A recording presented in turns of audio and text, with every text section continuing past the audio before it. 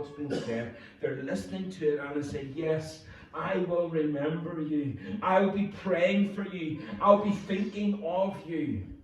Okay? We're used to being on one of those two sides, both sides of that conversation. Now, that takes us to Genesis chapter 40 with Joseph. Now, we did a verse-by-verse walkthrough of his life in the church. I had to look it up. It's actually about 3 years ago. It was 2018 that we did this, and we called it No Average Joe. And I'd recommend it to you if you are struggling with disappointment and struggling with unfair treatment, because Joseph is the poster boy of unfair treatment, of being innocent and always somehow getting the raw end of the deal. From his brothers bullying him, to faking his death, selling him into slavery when he was 17 years old, to spending 10 years as a slave, working his way up to prominence in the house of Potiphar. He was the guy who ran the equivalent of Egypt's SAS, Navy SEALs, kind of the elite fighting special forces. But Potiphar's wife, now we don't know her name, in the series we called her Potiphar, because she strips naked, wants to have her way with Joseph. He refuses her, something that was unheard of in the culture. She was a beautiful woman, throwing herself at him, and he runs. She grabs his robe, but he keeps running, naked, through the courtyard. And embarrassed, she accuses him of attempted rape, and Potiphar has to take action. He knows his wife is lying, but he can't lose face in front of his elite soldiers. So instead of killing Joseph, he imprisons him. And all of this has happened to Joseph because he dreamed that everyone would one day bow down to him. Seems like a lifetime ago. God spoke to him through those dreams, but as soon as he started to talk about God and what God was doing in his life, everyone else's dysfunction started to be thrown out at him. And he's left him now rotting away in Egyptian prison for a crime that he did not commit, and he feels forgotten.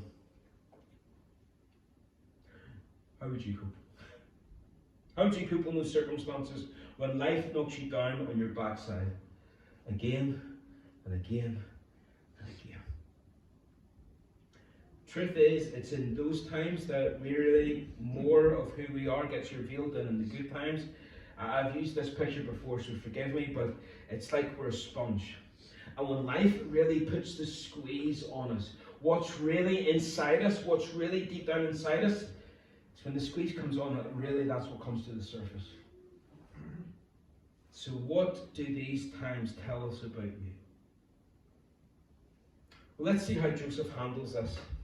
But, by the way, just before we jump into the middle, the chapter before gives us a key to what accounts for what goes on here. It says, but the Lord was with Joseph. Joseph was in prison, but Joseph still knew that God was with him. God is still God. Whatever has changed in your life does not change the fact that God is God. Even when it rains, God still reigns. Okay, so let's get into this. We are introduced to two new characters in the story. We have the butler, the baker, and the candlestick maker. No, wait, no. I'm joking. There's no candlestick maker. Just the first two, okay? With a baker, we know what a baker is. And then with a cupbearer, or a servant. That's an interesting role, okay? It's not like Jeeves, who's just a little butler who runs around. No, he is the king's taster. He's the cupbearer, so he is highly trusted confidant of the king.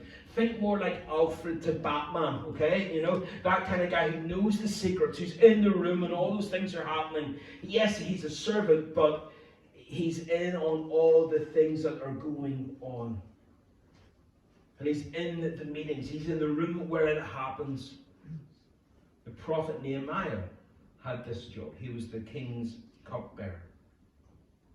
So it seemed that something has happened to the king's food. Maybe a pastry or a loaf was off. Maybe the pharaoh was gluten intolerant. I don't know. But it seems that something happened. These two guys get the blame and they end up in prison. And they've been there for a while, and they've gotten to know Joseph. So verse 6 will break into the story. When Joseph came to them in the morning, Joseph was running chores in the prison. So he came to them in the morning. He saw that they were troubled. So he asked Pharaoh's officers who were with him in custody in the master's house, "Why are your faces downcast today?" Now, imagine saying that to two guys chained up in prison. "Why so sad?" And they said to him, "We have had dreams, and there is no one to interpret them." And Joseph said to them, "Do not interpretations belong to God? Please, tell them to me." He sees that they are troubled. That's amazing. He was worried about them being sad. Imagine worrying that the prisoners were sad. It's an interesting thing about own personal suffering. Whenever you are suffering, whatever the hardship might be, it tends to make people very inward focused. It's about me, my problems, me, myself, and I. Why can't people respond to me? And it ends up we don't really care about other people because they're not going through what I'm going through. And sometimes we say, "I can't deal with that. I'm not doing this. I'm dropping my commitments. I'm dropping everything. I've got stuff that I have to deal with." I mean, Joseph should have been the one who was downcast. Joseph should have been the one who had a face on him. These guys wouldn't have expected to be in prison for very long. He gave Pharaoh a sore tummy. Well, what did they do? He'll be over it soon. Joseph was in for attempted rape of the Special Forces commander's wife. He's in prison for the long haul. Yet his attitude is so radically different to these two men. He asks what's wrong. He even says, "Please." How often as Christians are we more like these two sourpuss guys when life has been unfair to us? Than Joseph, who says, "Okay, I'm here, but when I am here, I'm going to be the best person that I can be here. Whether I'm in the pit, I'm going to be the best guy that's in the pit. If I'm a slave, I'm going to be the best slave that I can be. Even as a prisoner, I'm going to be the best prisoner that I can be." As Christians, we know that God is for us. We know that God is doing something in our life. We know that there's a reason for it. We know that it's going to work out for our good and for His glory. But boy, sometimes do we need to tell our faces that. It's like we've been dipped in vinegar, and it's so sad that so many Christians, so many churches are filled with sour-faced saints. And that's them on a good day. And you just think, boy, I'm just so happy the Lord has saved me.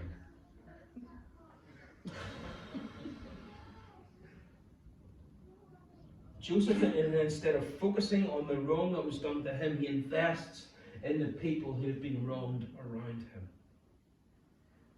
Philippians 2. Do nothing from selfish ambition or conceit, but in humility count others more significant than yourselves. Let each of you look not only to his own interests, but also to those interests of others. Joseph isn't interested in competing stories. So, well, you think that's bad? Well, why do you hear my story? Why do you hear what my guys did to me? Rather, he's going to focus on easing the sufferings of others. I think there's a principle to be learned here. I think that one of the keys to getting through your own prison experiences, those struggles, is to push the pause button on the pity party and to find someone who has it worse than you and to serve that person. Philippians says, look to others. Remember, Paul wrote this letter from prison. I think God doesn't look at these difficult times the same way that we do. Here's Joseph. He's in prison. He's not supposed to be there. He's been betrayed, falsely accused, forgotten about. And he notices the sadness of prisoners around him, and he stops and he asks them, why are you so sad? We've had dreams.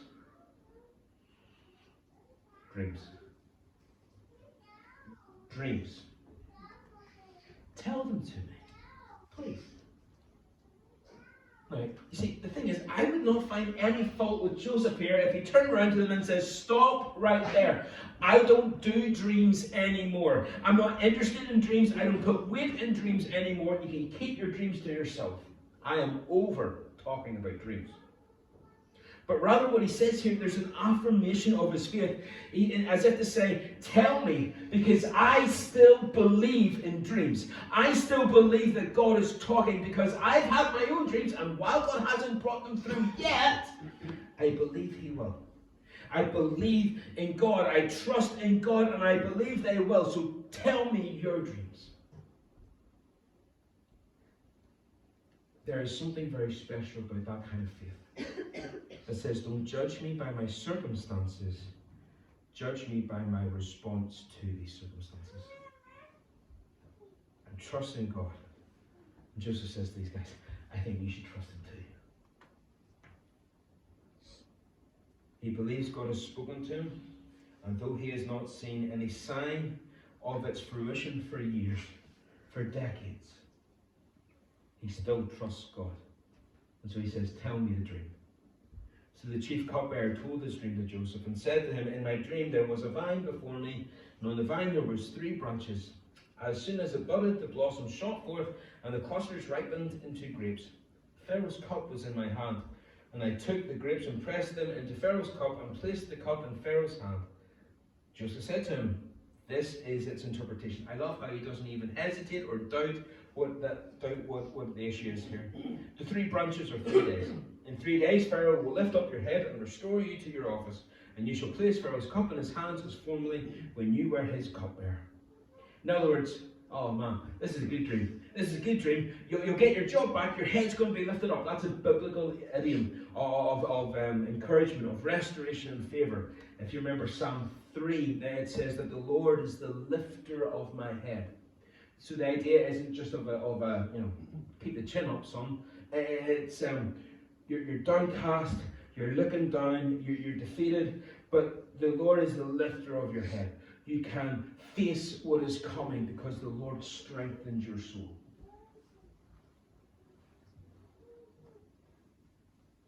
So he says, only remember me when it is well with you. And please do me the kindness to mention me to Pharaoh. And so get me out of this house, for I was indeed stolen out of the land of the Hebrews, and here also I have done nothing that they should put me into the pit. Man, nobody's listened to me. I've been ignored, I've been left here to rot, but listen, you're the cupbearer. They'll listen to you. You can speak to the Pharaoh. You're a guy who can get things done. So all I'm asking, remember that I'm here. Just remember that I'm here. Do me that kindness. Now we're going to skip over the baker because he wants in on it, but it doesn't go all that well for him. Verse 21. He restores the chief cupbearer to his position, and he placed the cup in Pharaoh's hand. He hanged the chief baker, told you, as Joseph had interpreted it to him. Yet the chief cupbearer did not remember Joseph, but forgot. So the dreams came true. But the saddest part of the whole story is that last line in the chapter. Joseph was forgotten. Now the cupbearer will remember Joseph eventually. In fact, verse 1 of the next chapter says, 2 years later, Pharaoh has a dream. And so the cupbearer remembers Joseph because it's going to help his career. That's a long time waiting for the keys to jingle. That's a long time waiting for justice. That's a long time to be forgotten about. When no one cares that you're there, nobody's interested that you're there. How many times had Joseph planned his journey home to see his dad? How long had he waited to have that sun in his face, to have a meal as a free man? But the one guy who he thought could do something, forgot. What does that do to someone's faith? God, I've done everything right. I've made the right choices. I've served with the right attitude. I've done everything that I think that you want me to do. I've given you my best. So why is this happening to me? Why have you forgotten me too? many of you in church, you'll be tempted to think like this. That's a long time to be forgotten, so what's the point? What's the point in trying to do the things whenever there's no payoff? Why serve God if it doesn't make a button of difference to how things work out? It didn't change anything for Joseph. It got him in trouble. So why would I serve God? 2 years, nothing changes. There's no improvements. Why bother? Joseph's story is relevance woven all through this for you, if that's your mindset. Whatever it is that you're going through, whatever it is that you're sitting here and you're thinking about, and you're convinced that there's people and they've forgotten about you. You've been looked over, ignored, and maybe you even think God has forgotten about you because things are just mundane, nothing has changed for years, and you feel like you're just rotting away, going through the motions. It may be hard to accept, but even in these prison moments, in these seasons of life, whenever it's so frustrating, God is working in your life. Can I point you to Joseph, who doesn't become bitter or angry or disillusioned? Because that comes whenever you put your trust in the wrong things.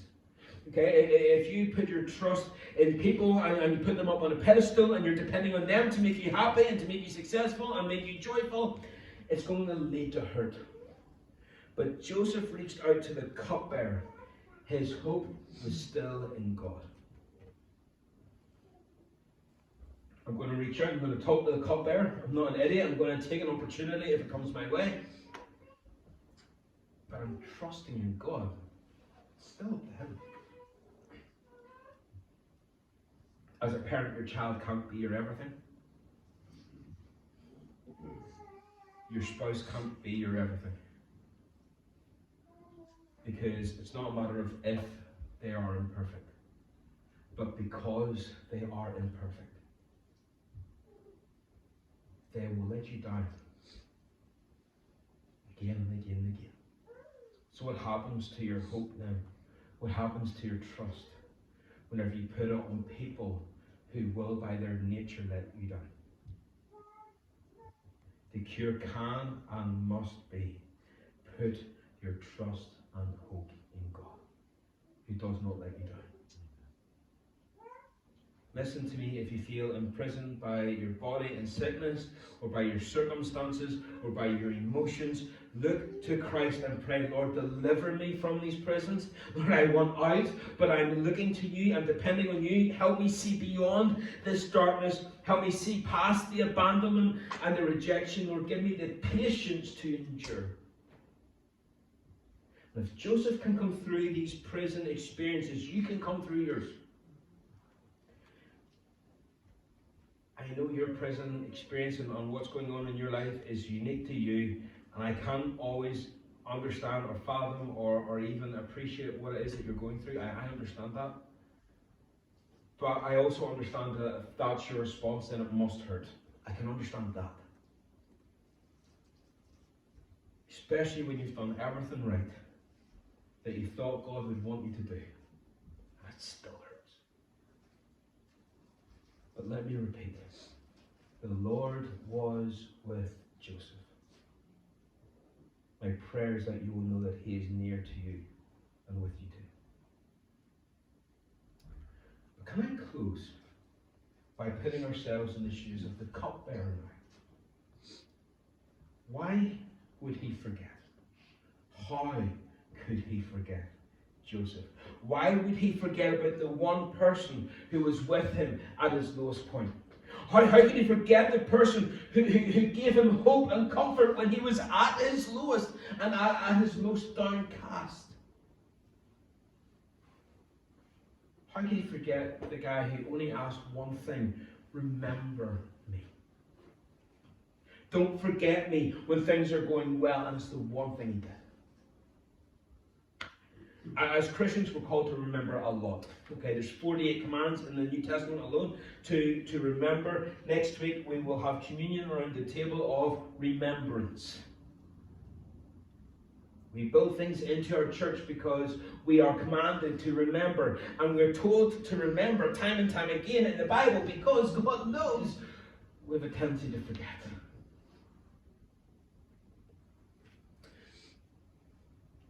let me get really specific.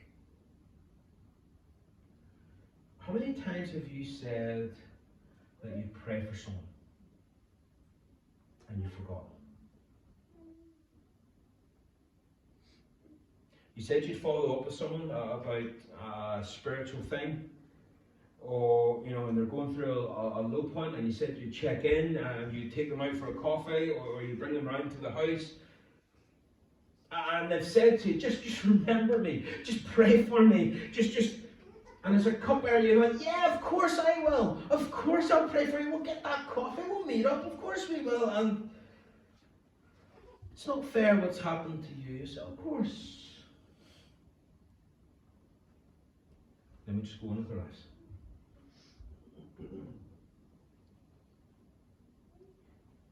And while we want to be strong and courageous and focused like Joseph is in these tough times, let's make sure we don't fall into the trap of becoming like the cupbearer, that when we come out the other side of those tough things, we forget the very lessons that we were in those dark places to learn. And we forget about what it's like being there.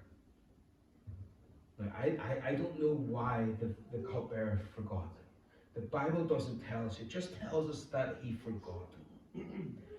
Can I suggest a couple of reasons why we might be people who forget? See, sometimes we forget because we just don't want to remember the bad times. I don't know if you've ever been a runner, but I've had the misfortune of doing some of those things. And during the race, or during the run, my knees start to flare up and you went, oh, this is a mistake. And then the ankles start to tighten up again and go, oh, this really is a mistake. And you sort of hobble through, and then there's a hill and you went, ah, why? Why did I decide to do this? And then about an hour or two after you get home, you've soaked in the bath and you're feeling sorry for yourself. And someone says, how was your run? And you said, wasn't that bad actually. It was quite good. Yeah, I think I might go again tomorrow. Whenever we're out of it, once we've sort of got the benefit of it, sometimes we're inclined to forget what it was like at the time. We forget how bad it was once we're at the other side. And there's a reason why we tend to cry out to God in those bad times rather than the good. Because we feel the pain, it's fresh, it's raw. And when it's over, we want to put it behind us, we want to forget about it. We don't want to think about those bad times as quickly as possible. We just want to shut the book on that chapter in our lives. And so whenever we're down the line, maybe it's a year later, and someone says, well, what was it like that moment? And says, oh, it was tough, but I mean, it wasn't too bad. I mean, I'll come out the other side. Maybe the cupbearer did something like that, where he was probably just glad to be out the other side of the prison experiences. He didn't want to think about those low points. He didn't want to dwell on it, so he just kind of glossed over it. It was all right. I'm out now, and that's where I'm living here now. Imagine where you can get to the place where you can say, Lord, thank you for the scars. Sounds strange, doesn't it? Because all the makeup ads and social media and everything around us would have us cover up our scars. Even churches sometimes, let's be really honest, sometimes in church there's a pressure to come in and look like you've got it all together. Okay? You don't have to nod your head, but you all feel it, right? Look at that family, they seem to have it all sorted. Look at them, they seem so happy. Not, we were fighting the bit out in the car on the way up, right? And I drove up here by myself, all right? And it's just like, oh. Because there's this pressure on us to hide the scars, to put on a show. But I point you to the person who's had the cancer operation. There's a scar, but the cancer's gone. Lord, thank you for the scar. I was thinking about a guy this week. I hung about with him at school and kind of lost touch afterwards, but I remember him coming in to the start of Upper Sixth, and he had a scar around his neck from a rope burn,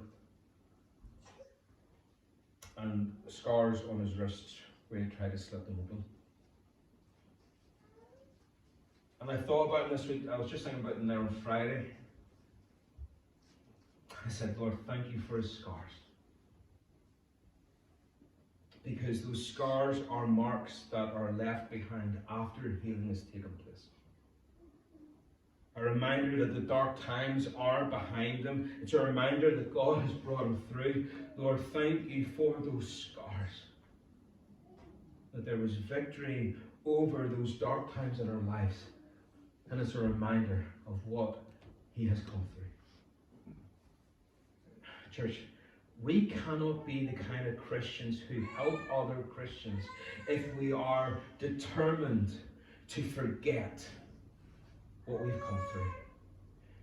And how good we will be at helping one another is dependent on how prepared we are to say, Lord, thank you for the scars.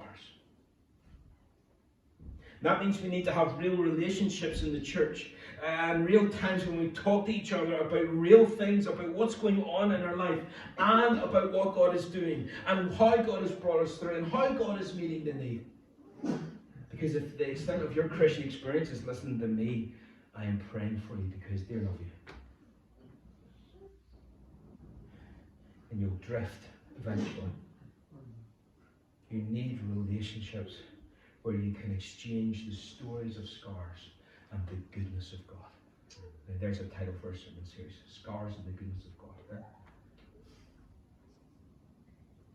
Second thing that maybe the reason why the cupbearer forgot. We tend to want to forget about other people's issues once we've come through ours. I never understand how people can treat retail workers so badly.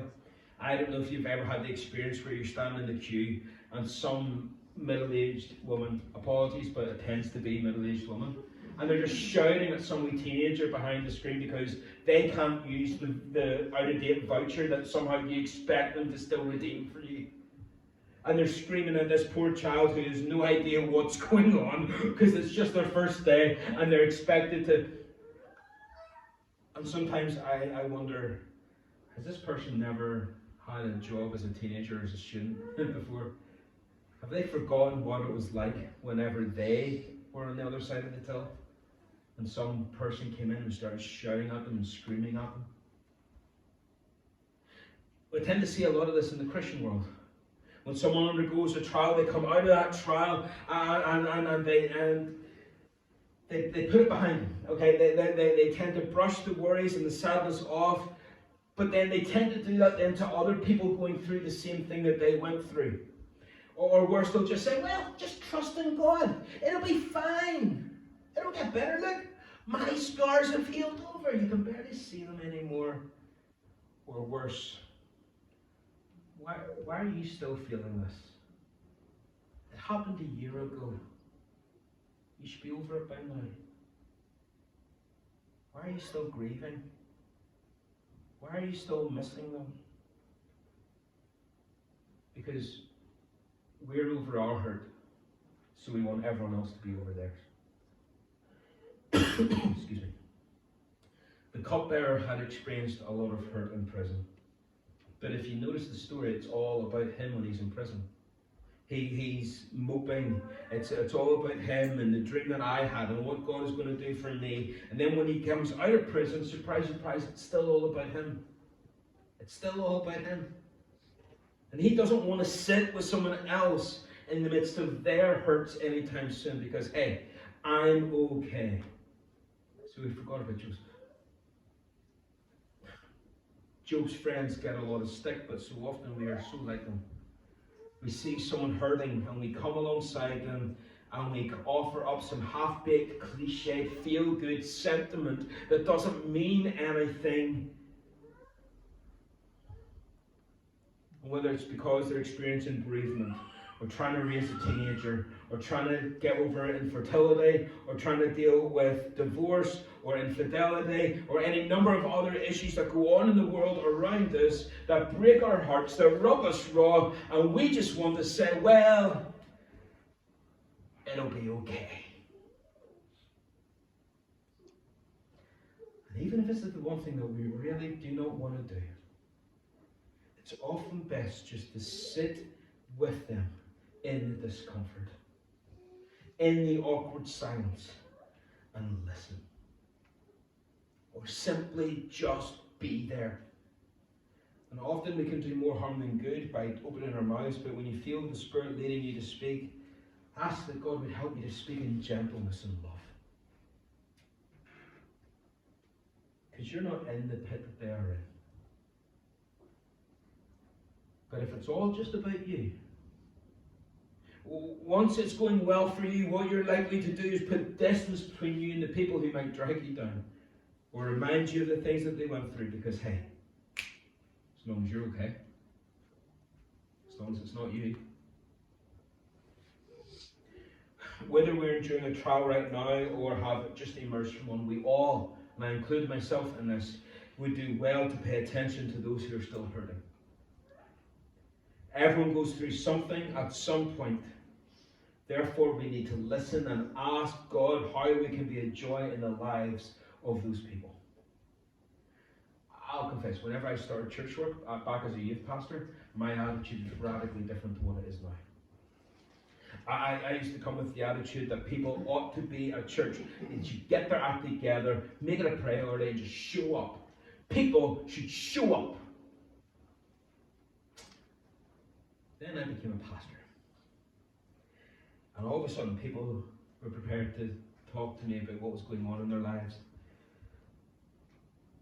And I got alongside people. I climbed down into the trench with people and listened to the struggles and the hurts, and was at the hospital bedside, and was there when the tears were coming, and was there whenever. And honestly, I'm at the point where I'm just glad anybody shows up now.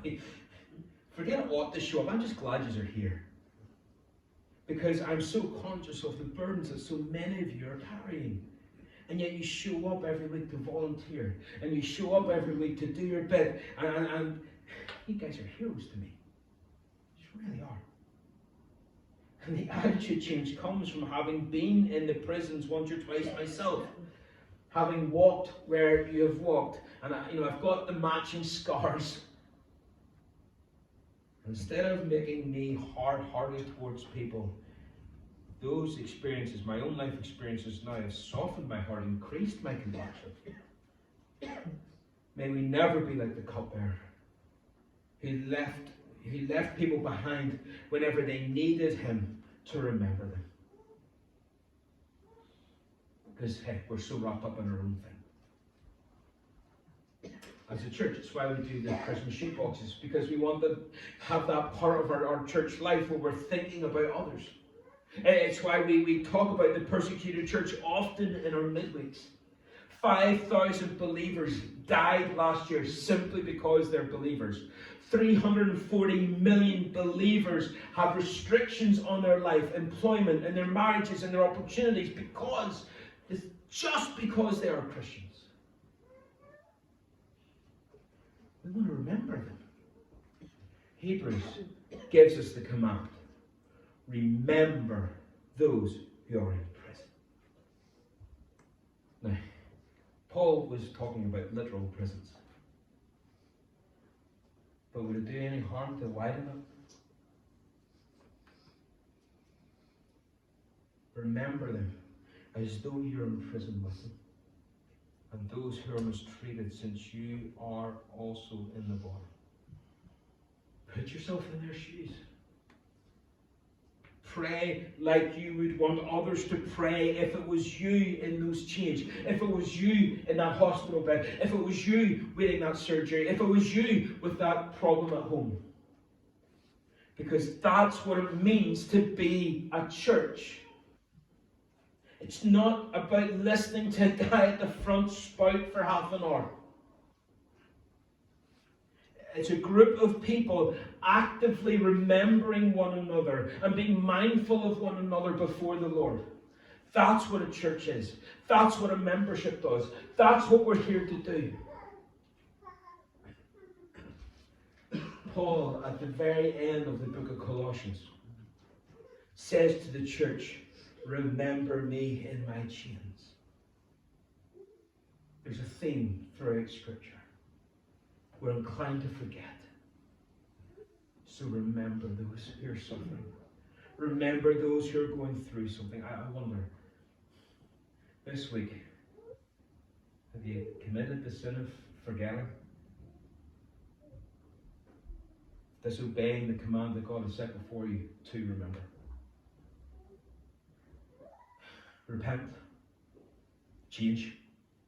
Resolve not to be like the cupbearer who forgets about those in need around.